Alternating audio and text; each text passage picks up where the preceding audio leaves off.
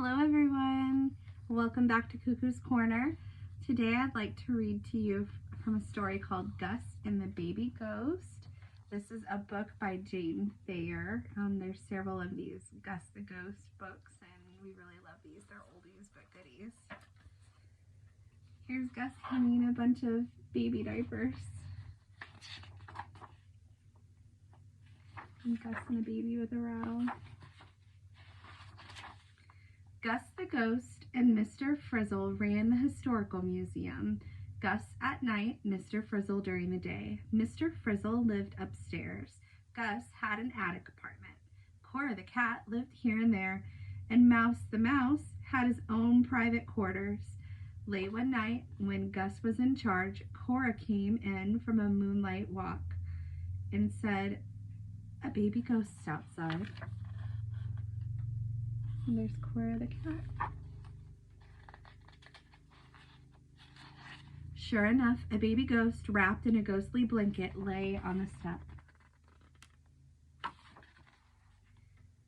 "What do I do with it?" Gus cried. "Wah!" yelled the baby ghost. "Feed," said Cora. "Grown-up ghosts never get hungry, but baby ghosts often do."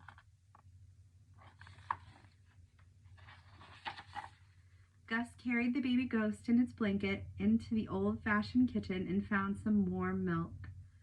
"Warm," advised Cora. Gus warmed the milk. "Bottle," said Cora. Gus made some ghostly remarks and a baby's bottle appeared. "Wah!" yelled baby ghost. When the milk was gone, "Bert," advised Cora. Gus tossed baby ghost over his shoulder and patted until a bubble came up. "Wah!" "Change," directed Cora. Gus produced a clean diaper. "Coo, coo," said baby ghost contentedly when the diaper was changed. He's feeding it and then burping him. "Sleepy," said Cora. Gus had just laid baby ghost in the antique cradle and covered it with the old paisley shawl when Mr. Frizzle came running downstairs, his bathrobe flying. Mr. Frizzle doesn't look very happy. "I thought I heard a baby," he cried. "Baby ghost," corrected Gus. "Where?" yelled Mr. Frizzle. "Cradle," said Gus. The cradle looked empty to Mr. Frizzle, but he could see it was rocking gently. "What in thunder is it doing here?" he shouted. "Sleeping," said Gus. Mr. Frizzle, who had a terrible temper, began to shout and tell Gus he wouldn't have a baby ghost in his museum. Gus began to shout back, not knowing what else to do. Cora went under the Boston rocker, and Mouse scurried into the wall. Baby ghost waked up with all this noise and yelled, "Wah!" Cora yowled, "Meow!" Mouse snarled, "Shut up!" "Go to bed, Mr. Frizzle," shouted Gus. Uh-oh. Finally, Mr. Frizzle pounded upstairs. When he was gone, Gus sat down with a sigh of relief in the Boston rocker, and Cora leaped onto his lap. Gus rocked the cradle until baby ghost fell asleep. Gus understood how Mr. Frizzle felt. Frizzle was proud that many people came to see the museum, and he didn't want anything to frighten them. Gus kept out of the way, but a crying baby ghost might not. "I'll do something tomorrow," thought Gus. He fell asleep while rocking the cradle. Baby ghost slept and Cora slept. Only Mouse whisked about busily looking for a crumb of something. When daylight came, Gus warmed another bottle for baby ghost. "Bath," advised Cora. Gus got a baby's bathtub and filled it with warm, ghostly water. Baby ghost was so cute, splashing and happily gurgling, that Gus began to feel happy himself. When he had it all dry and smelling of ghostly talcum powder, he decided he would like to keep this little baby ghost. There he is giving the baby ghost a bath. "But I can't keep it in my attic apartment," he told himself. "It has to sleep in the cradle. Besides, my ghostly bones are too old to run upstairs with bottles." He carried Baby Ghost back to the old cradle. Wah! Cried Baby Ghost, who was hungry again. Down came Frizzle, filled with fury. It's still here, he cried. Shh, said Gus. Call the police, shouted Mr. Frizzle. Very funny, said Gus. Wah! Yelled Baby Ghost. Mr. Frizzle called the police himself. Oh, there's Mr. Frizzle very upset with Gus. Mr. Frizzle called the police himself. There's a baby ghost at the Historical Museum. Come and get it. Beg pardon, said the police. I want to get rid of a baby ghost, shouted Mr. Frizzle. 2 policemen came. What seems to be the trouble, they said. We've got a baby ghost, said Mr. Frizzle. Are you feeling all right, Mr. Frizzle? Asked the police. I feel fine, shouted Mr. Frizzle. Show us this baby ghost, said the policeman politely. But Gus had decided that he was going to scare the policeman away. He raced upstairs and brought down his bang clink equipment, which he kept in case somebody wanted to hear a ghost clinking around. Bang clank went Gus on his bang clink equipment.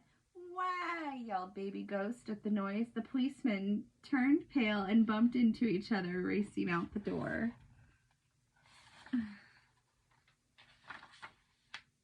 Just then, an early visitor arrived. Keep that kid quiet, hissed Frizzle.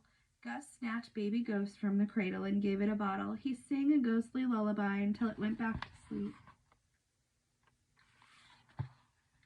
Frizzle felt calmer when the visitor left without knowing they had a baby ghost. He said in a reasonable voice, Now, Gus, you know you've got to get rid of it. If I keep it quiet, Gus thought craftily, Frizzle will never know it's here. Leave it to me, Mr. Frizzle, he said, and Mr. Frizzle went off reassured. Then Gus got a book on the care and feeding of baby ghosts.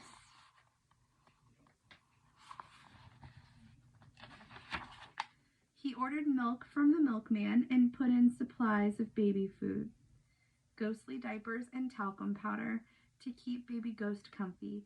He found a ghostly rattle and other toys to keep it amused. He oiled the antique music box so it played tinkly tunes that Baby Ghost liked to hear. Baby Ghost was content and didn't cry. But one day Mr. Frizzle, who thought the baby ghost was gone, happened to be passing the cradle when he heard a soft coo. He stopped short and stared at the cradle. You didn't get rid of it, he shouted. Wah! Yelled Baby Ghost, alarmed by the noise. Meow! Yelled Cora, alarmed by Baby Ghost. Listen, Frizzle, yelled Gus. I don't think he wants to get rid of the baby ghost. Then he lowered his voice. If you would control your temper, everything would be fine. Finally, Mr. Frizzle sat down in the Boston rocker, not knowing what else to do. He lowered his voice too and said, "Her humph," and stared at the cradle, which looked empty to him.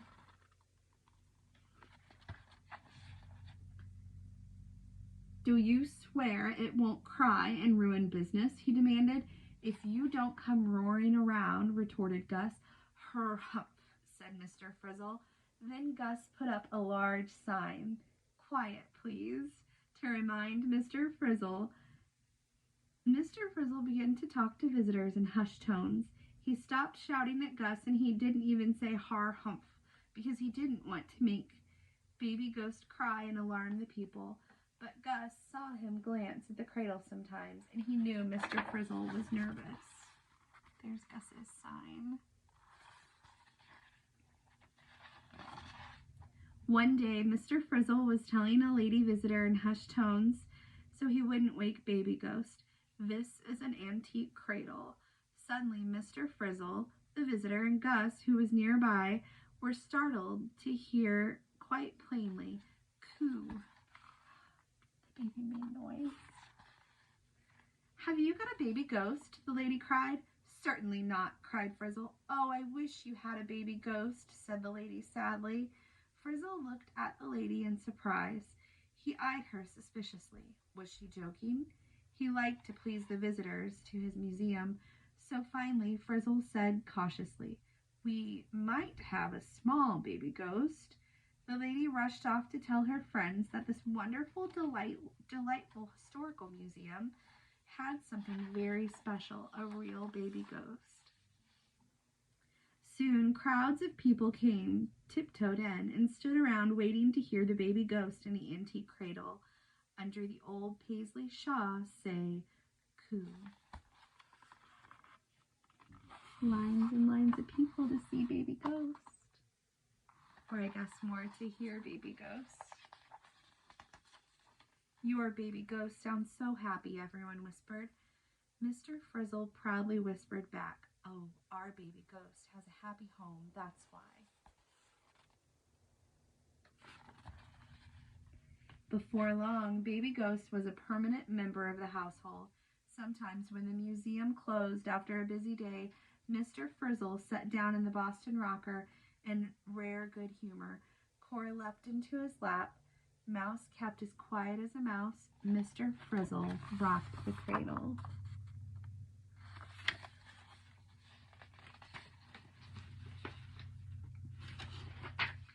While Gus hung baby ghost's ghostly washing out into the evening air. Look at all those baby ghost diapers. That's the end. Thanks for joining us. Come back next time.